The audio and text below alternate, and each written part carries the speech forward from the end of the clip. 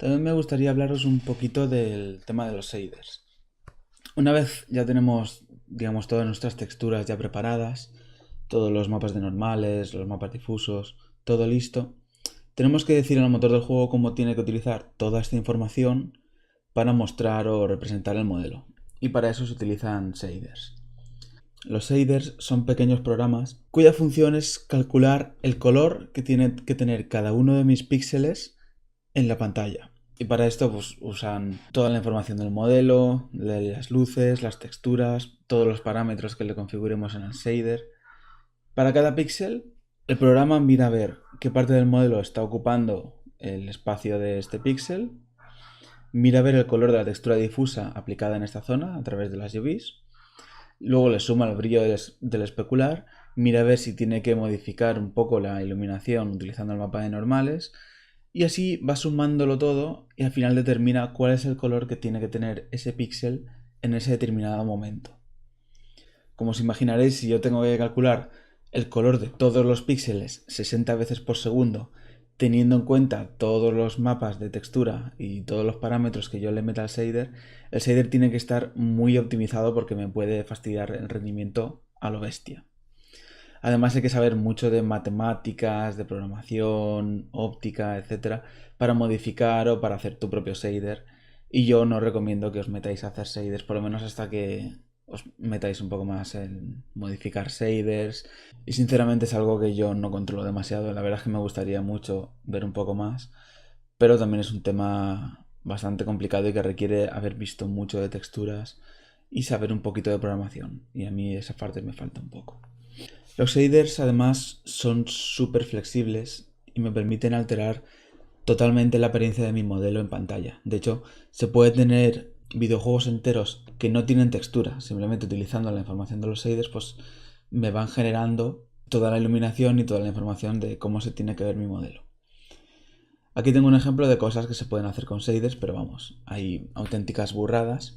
Y en este ejemplo del Borderlands muestran un poco la tecnología que utilizan para hacer que toda la iluminación y todas las sombras del mundo se me vean como si estuviesen dibujadas a mano, como si tuviesen un patrón un poco característico. Esta sería una esfera normal y veis que aquí le han aplicado este efecto y se ve como esa especie de manchas, ¿vale? Como si las hubiese hecho alguien a mano dibujando rayas. Y aquí tenemos la misma esfera y a esta esfera mediante parámetros de los shaders y utilizando shaders especiales están modificando cómo se ve, cómo se muestra en pantalla esta misma esfera. Es igual, tiene la misma cantidad de polígonos, pero a base de modificar el shader, a base de ir diciéndole cómo tiene que representar este modelo en pantalla, podemos hacer efectos muy curiosos y muy extremos que con un modelo sería bastante difícil de conseguir. ¿Veis? Y todo esto es la misma esfera con los mismos polígonos. Las texturas es probable que cambien, ¿vale? Pero todo este efecto así como de ondas lo consiguen mediante shaders. Como trabajar con shaders es complicado, por lo general lo que se termina haciendo es utilizar muy poquitos shaders que ya se sabe que funcionan bien y utilizar solamente shaders personalizados o shaders especiales para ciertas cosas que son bastante más difíciles de conseguir que utilizando modelos o texturas o shaders típicos. La mayoría de motores tienen los shaders más básicos que serían el Lambert, el Blinn, Phong, en Maya también los tenemos. Y algunos motores más actuales nos admiten shaders PBR y hay muchos shaders que luego ya dependen del motor. Por ejemplo, el agua. El agua es algo que utilizando materiales, utilizando shaders normales es difícil de conseguir. Pues para el agua normalmente cada motor tiene su propio shader y su propia forma de renderizar el agua. Otro ejemplo sería el cristal. Muchas veces tenemos shaders específicos solamente para cristal o sistemas de partículas. Muchas veces los sistemas de partículas llevan asignados también un shader específico especial solo para ese sistema.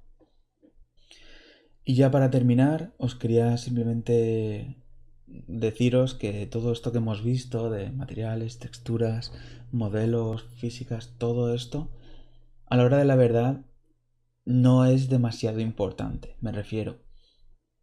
Sí que es importante a la hora del rendimiento, que el juego vaya bien, pero dentro de un juego los gráficos son secundarios. Lo más importante es el gameplay. El gameplay es lo más importante y está por encima de los gráficos. Y esto es algo muy muy importante y que muchas veces no se tiene en cuenta. Si yo, por ejemplo, he hecho una animación de recarga súper chula, súper guay, que me queda fantástica y se ve súper bonita, pero luego a la hora de jugar el jugador siente que tarda mucho en recargar, esa animación de recarga hay que cambiarla. Hay que rehacerla entera. Es mucho más importante que tu juego sea divertido, que tu juego tenga unos gráficos increíbles. Pensad en todos los juegos que ha habido hasta ahora que han tenido gráficos que son claramente inferiores a los de ahora porque continuamente está mejorando la tecnología. Juegos como el Crash Bandicoot o juegos como el primer Pokémon. En esos juegos los gráficos eran irrelevantes, entonces es importante que tengáis siempre en cuenta que sois secundarios. Vale, sé que suena un poco duro porque hemos visto ya mil cosas y hemos visto tantísimo, pero es verdad, somos secundarios. Cuando alguien sugiera que a lo mejor esto es más divertido si este modelo lo cambias, si lo haces así, ese modelo hay que cambiarlo. Así de claro, así de tajante. Tened también en cuenta que no porque tu juego tenga unos mejores gráficos, el juego va a ir mejor, o el juego va a tener más éxito, mejor dicho. El gran ejemplo es Minecraft. Minecraft tiene unos gráficos de mierda. Los modelos de Minecraft los podemos hacer cualquiera de nosotros en 5 segundos. Son 4 cajas apiladas, literalmente. O sea, no exagero nada, son 4 cajas. Y las texturas son texturas de 16 por 16 píxeles. No es ni pixel art, o sea, no llega a pixel art, es ruido. Son colores aleatorios que han puesto y eso pues, te genera como la impresión de que ahí hay algo, pero ni siquiera es pixel art, ni siquiera te define bien las formas. Y Minecraft se vendió a Microsoft por 1.000 millones de dólares. Minecraft es un juego que todos nosotros en un mes lo podríamos hacer mejor que el Minecraft cuando salió. Minecraft cuando salió era basura, no tenía nada. Pero Minecraft lo petó. Minecraft fue tremendo, tuvo un éxito descomunal. 1.000 millones de dólares. Con mil millones de dólares nos jubilamos todos los que estamos en la escuela juntos. O sea, y nos sobra dinero para dar a quien queramos. Y también tened en cuenta la importancia relativa que va a tener vuestro modelo. Muchas veces nos enfrascamos en tornillos y detalles que luego el jugador ni siquiera va a ver. Si vuestro objeto es algo que se vaya a coger, se vaya a acercar a la cámara, lo vaya a ver, pues sí que es importante que te lo ocurres un poco. Pero muchas veces el personaje pasa por el nivel sprintando a toda leche o está pendiente de los enemigos y ni siquiera ve realmente el modelo que has hecho, que te has currado. Y por lo general suele ser más importante llegar a terminar el juego que estés haciendo que tu juego tenga un nivel gráfico tremendo. Además, pensad que siempre lo podéis actualizar, siempre podéis sacar un parche y sacarlo con las texturas HD o mejorarlo o rehacer los modelos. El gameplay y que vuestro juego no vaya a tirones suele ser por lo general más importante que el hecho de que tu juego se vea fantástico y brillante y súper bien. Y fijaos también, por ejemplo, cuando juguéis algún juego, fijaos sobre todo cuando son cosas más pequeñitas, los modelos que tienen. Sobre todo de lámparas, de platos, vasos, cosas que sean así muy secundarias. Y veréis que son modelos que podemos hacer incluso mejor. Se pueden hacer que se vean mucho mejor, que queden mucho más chulos. Pero no se lo ocurran porque saben que no es algo importante, no es algo que luego los jugadores valoren. Nunca nadie ha dicho, el Far Cry está súper chulo, pero es que cuando coges el rifle de francotirador y haces zoom sobre los vasos, se ve como pixelado. No, nadie se fija tanto en esos detalles. Y también hilando un poco con todo esto del gameplay, hay una parte que también creo que se obvia demasiado, que es cómo interacciona el personaje con el mundo. Cuando hagáis un modelo o hagáis una animación, un sistema de partículas, metedlo siempre en el juego, si tenéis alguna build preliminar o algo así, o alguna mapa de pruebas, metedlo siempre en el juego y ved cómo queda. Y preguntadle a alguien que no sea animador o a alguien que no controle mucho. Y es importante que esa persona interaccione bien con el mundo y que comprenda exactamente lo que le estás intentando decir tú.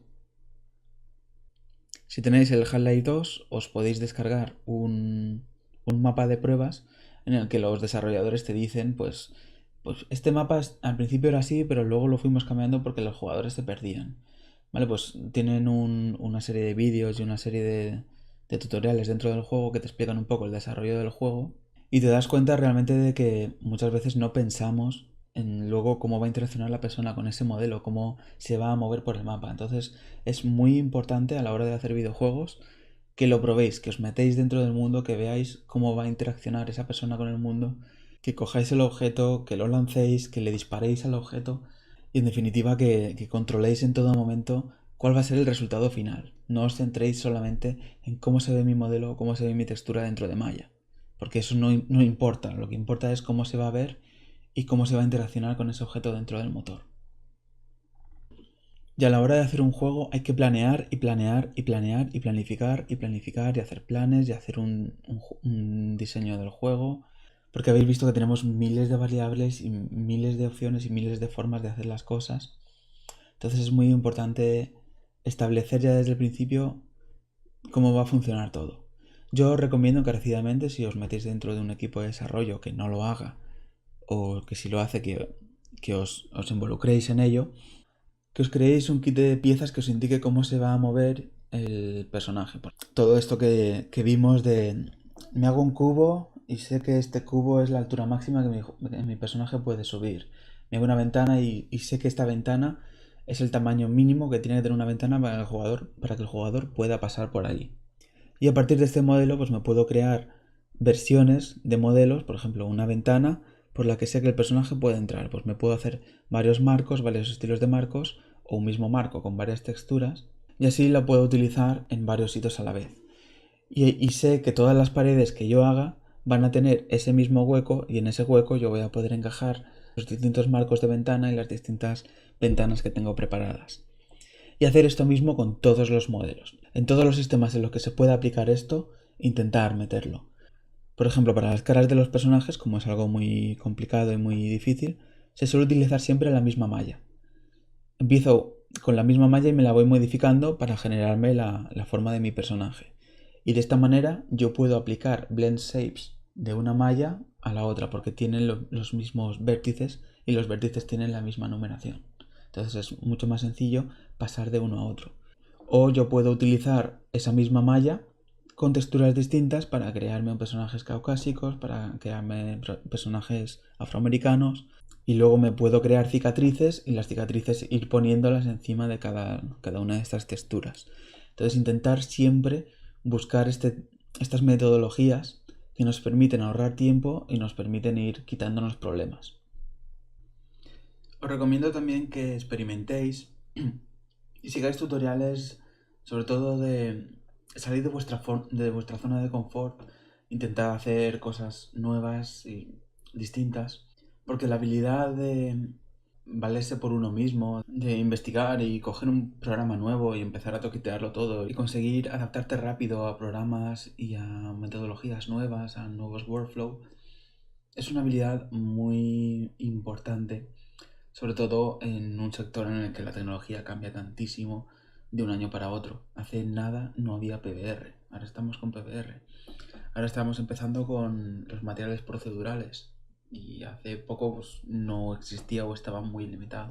Entonces saber adaptaros rápidamente a tecnologías nuevas, a programas nuevos, a nuevas formas de hacer las cosas, os da además una flexibilidad extra que a lo mejor a la hora de buscar trabajo no lo buscan como tal, pero que una vez estás ahí en el trabajo y estás haciendo cosas, se nota y es muy bueno y os puede ayudar mucho, yo creo, en vuestro futuro profesional.